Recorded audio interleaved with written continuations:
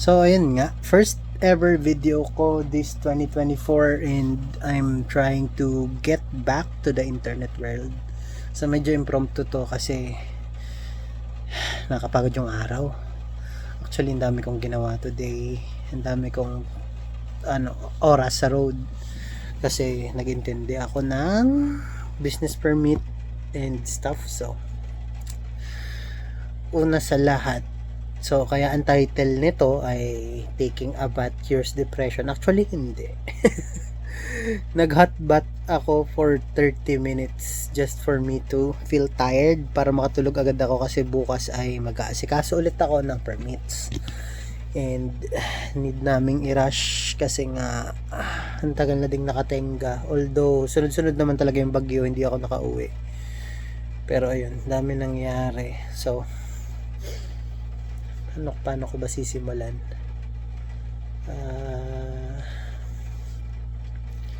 Try kong bumalik ulit sa mundo ng internet pero as diary lang. So most of the time I will upload this kind of videos raw. And sana lang relatable din sa mga people. Actually, malabo mata ko sa mga nakakakilala sa akin. And sa mga hindi, okay lang. Feel free to follow. Kasi ayun nagre-reflect. Kaya ako tinatanggal. Yan. Hindi para reflex yung eye bags ko. Grabe. Kapagod pala. Nakapagod pag sabay-sabayin. Alam mo yun. Pagiging tatay. Well, nagiging tatay lang naman ako pag pinupuntahan ko si Gia. Sasama ko ba? Hindi, another story yan. Pero, ayun, gawin lahat. Like, magtrabaho, mag-put up ng business. Maging mag-isa at some point. And, well, hindi ka naman alone, pero mag-isa ka, alam mo yun. And minsan, marami kang bagay na iniisip or nag-overthink ka or lumilipad ang isip mo pag mag-isa ka. Compared sa may nakakausap ka, nag-open ka ng idea. Pero ang dami ko kasing gustong gawin. Ewan ko may makaka-relate dyan. Or you're currently, alam mo yan, currently nandito ako sa place na to. O kasi ganun. I don't know. I'm a musician. Pero hindi magaling. Kasi hindi nagpa-practice. I can sing daw. Kaya I wrote a song. So I'm a songwriter as well. And nagka-cast din ako ng ML before. Pero yung era ng casting ng ML, feeling ko tapos na yun kasi yung mga projects kasi namin ay, alam mo yun, na-discover ko lang din yung ganong talent ko dahil kay Bap. Ay, nasa US na si Bap, living his dream with his wife. Ano pa ba? Kapatid ko tuloy pa din yung pagsayaw. Alam mo yung mga people, alam nila yung passion nila. Ako, ang dami kong gustong gawin pero wala akong masimulan. So, this time, I will try to record myself para lang nakikita ko yung progress or kung nasa na ba ako or whatsoever. Pero taba ako now compared before. So, one reason why I'm starting this video is to see myself improving. Kasi I saw this matcha samurai guy on IG. Sabi niya, ang kilang naman daw kung bakit mapapayat ang mga Japanese is because they don't eat 100% full of their meal. Parang once you reach 80% they stop. So, two things.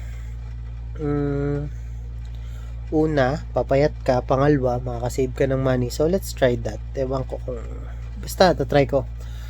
Madali lang naman Parang kakain lang ako pag nakaramdam ako ng gutom. So, titiisin ko muna yung cravings or pag nag-crave ako, yun na rin yung kakainin kong meal. And iiwas na ako sa sugar. Masyado ako matakaw sa chocolate, my gosh. Ano pa ba? Yun. Pag naging okay siguro yung katawan ko, then magiging okay siguro the way I think. Siguro mas magiging clear. Alam mo yun, at some point kasi guys, like may mga people na sobrang trained kahit di nila gusto yung course nila, ang galing nila. Like kahit di nila gusto yung trabaho nila, ang galing nila. Nacha-challenge sila. Ako kasi hindi. I mean, nag-excel ako at some point sa work, pero hindi sobrang galing. Hindi sobrang dedicated ng iba. And gusto ko sanang mag-business. Alam mo yun. Pero itong business na to, sa father ko to. Most of the time,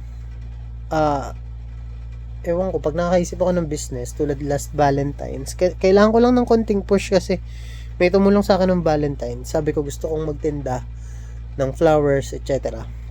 May umorder for me sa internet ng mga goods. Tapos tininda ko talaga siya sa streets ng Santa Mesa. Alam mo yun, galing sa Puresa Station going to Iris yung school. Going to Save More, yung anong yun, street na yun, nandun ako sa may China Bank. And a lot of students were really buying things for their loved ones, like teacher, pamangkin, ganun. So sabi ko, although mahihain ako guys, makapalang mukha ko kasi ikaw lang ang kaharap ko, camera. Pero alam mo yun, I don't approach people. I greet people, good morning po. Kahit yung mga nagwawalis, good morning po. Driver, ingat po kayo. Pero yung mag-aalok ng something, I don't think meron akong ganong side. Kasi most of the time nahihiya ako. Ang daming may utang sa akin, pero kahit isa wala akong masingil kasi ako yung nahihiya. Like pag siningil kita isang beses, tapos di ka nag-respond or dinaingan mo pa ako ng problema mo. Alam mo yung mga taong ganun eh. Yung problema niya, sinolve mo before dahil nagpautang ka. Tapos, ngayon, problema mo na yung pinautang mo. Ewan. Ang weird ng mga people. Pero, at least, habang lumalaki ka, naiintindihan mo na mabilis talagang masira ang friendship over money. Mahirap kitain ng kaibigan, guys. Kaya pag may mga kaibigan kayo short lang 2,000, bigyan nyo na, pautangin nyo na. Kasi grabe yung pinagdaanan ko bago ko na filter yung mga kaibigan ko. Grabing halaga, as in may mga nangangamusta pa, may mga ilan hindi na talaga, merong magre-reply, wait na 2-3 taon. Tapos kukumustahin mo, ito, hirap pa din sa buhay. 8 taon na yung anak ko. Nangutang yun ay, hindi naman nangutang. Basta, ewan, daming taong nasira sa akin sa pera. Huwag nyo na akong utangan kasi tuwing naririnig to yung ibang tao. Siya pa utang naman ako. Di ka ba nakikinig? Wala na akong pera dahil sa mga taong yun. Huwag mo nang dagdagan. So yun. Ewan, this vlog is going anywhere and wala akong intention na i-cut ito or basta ilalagay ko lang siya sa diary and ang magiging title nun ay Hot Bath Can Cure Depression. Bait? Feeling ko naman hindi bait kasi alam mo yun, pag napagod ka sa hot bath, sorry daddy, sa tubig at sa kuryente, nag-hot bath talaga ako ngayon para kasi need ko makatulog. It's already 7:58 ng gabi. And bukas, need ko pa gumising ng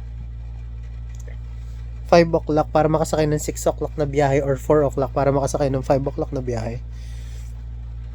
Kasi tomorrow may mga ayusin pa ulit ako, which is 3 hours away from here sa bahay.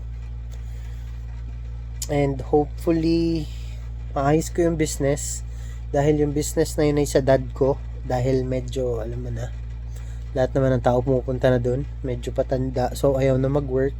Di naman ayaw, most likely, ang term is, mas gusto niya nang i-handle yung sarili niyang oras. Unlike, nagtatrabaho, siya, may business na i-manage lang naman. Hindi naman talaga siya yung magtitinda.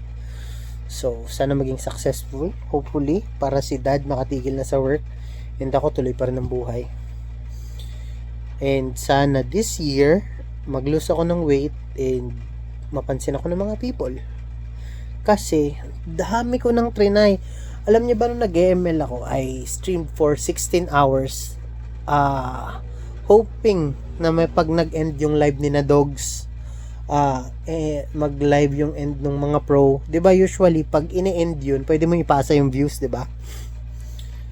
Guys, alam mo isa yun sa pinaka-heart ache and at the same time, ewan, nakaka-disappoint lang. Siguro dahil di pa ako kasama sa algo ng Facebook that time.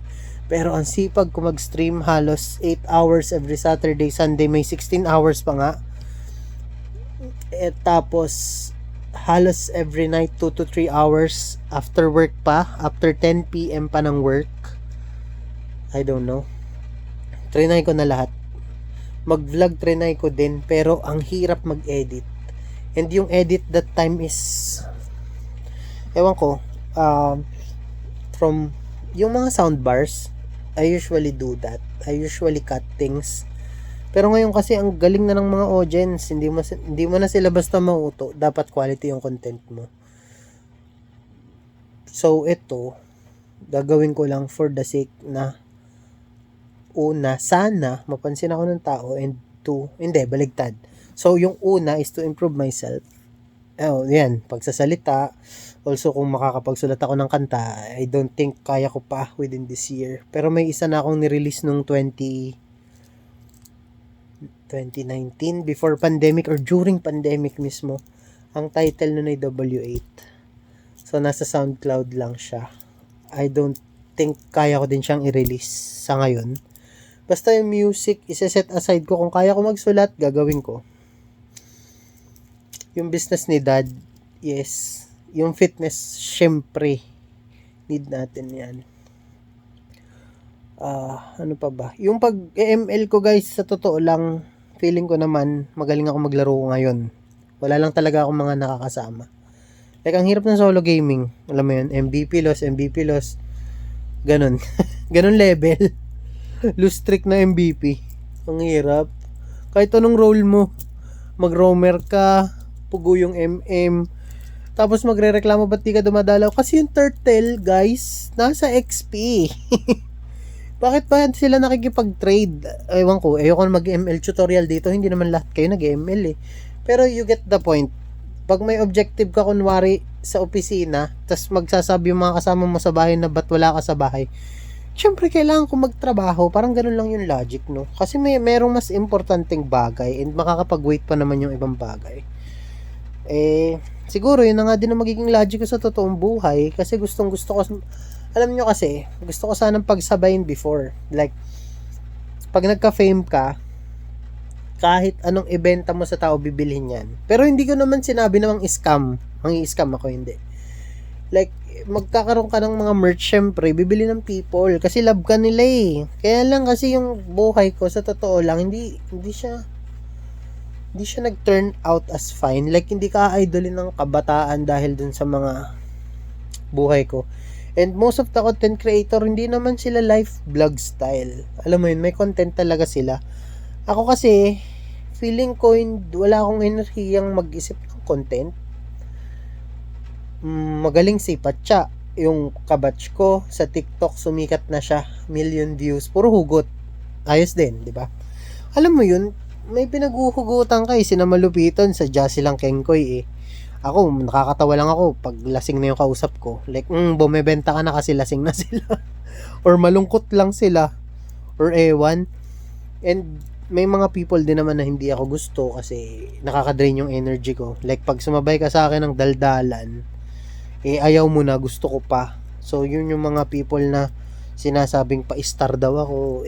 Wala ko, ano mo yun, 29 na ako, guys. Hindi ko na kailangang mag-please ng tao. Sana kayo din, kung kayo ay nasa 17, 18 hanggang 22, 25.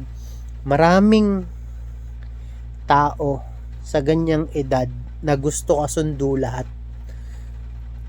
Na gusto hindi sila napapag-iwanan. Well, guys, maghanap kayo ng tamang circle or be alone. Alam mo yun, treat yourself.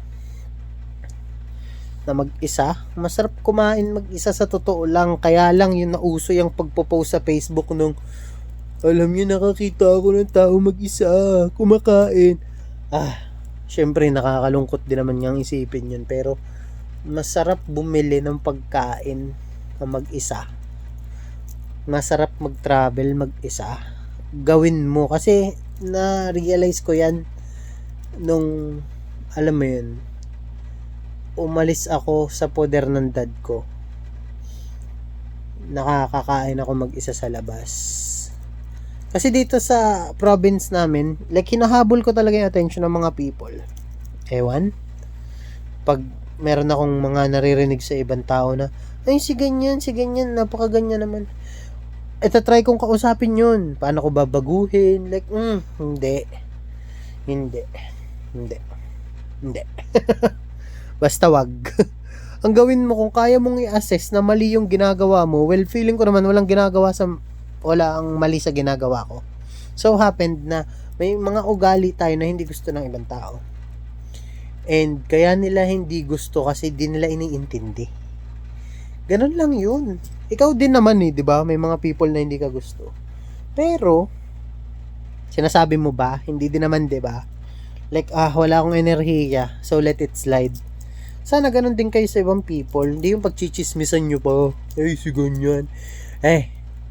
Mag-focus ka sa buhay mo. Mag-focus ka sa pag-aaral mo, sa trabaho mo, sa pamilya, sa lahat. Improve natin ang mga sarili natin. And yun lang yung nakikita kong cure sa ngayon, sa nararamdaman ko. Kung nararamdaman mo rin to, and kung di mo nararamdaman, thank you Lord. And kung nakaabot ka sa point ng video na to, please follow, like, share. Hindi, wag mo na i-share. Follow na lang. Comment. Ayoko muna guys kung i-share kasi parang ang pangit. Alam mo yun, unedited. Tas nasa bahay lang ako. Bagong ligo lang ako. Actually, nakastand lang yung kamay kong yan. Yan yung pangkapit ng cellphone. Ewan. Ganun na lang siguro. Thank you for watching and more personal videos to come. Actually, as much as possible, ayoko tong maging tungkol sa akin, pero more on kung nakaka-relate ba kayo sa nararamdaman ko. Well, hindi daily, pero as a person. Kasi plano ko sanang sabihin na daily. Kaso, antitindi ng mga YouTuber talaga eh. Like, ahead sila. Steps away. Siguro, hindi lang 30 videos yung nasa phone nila. And ang gaganda ng device nila. Ayun pala, before that, gusto ko sana na kompleto na yung mga equipment before I do things. Pero ngayon na-realize ko nung nagtatrabaho na ako, yung things could never be enough. Like itong phone ko 2019 pa to, streaming era, Note 10, so lag na siya ngayon. Pero alam mo yun, siya nakakapag-stream siya dati. Ngayon di na din. And may laptop ako, hindi na din masyadong nagagamit, pero mabilis. And ewan ko, na-realize ko lang na gusto ko lang pala gantong type ng diary na may interaction. So, I will upload this on my personal YouTube. And kung mag-grow, kung hindi. Pero yun nga, sabi ko sa inyo, gawin nyo din to, huwag kayong tamadin.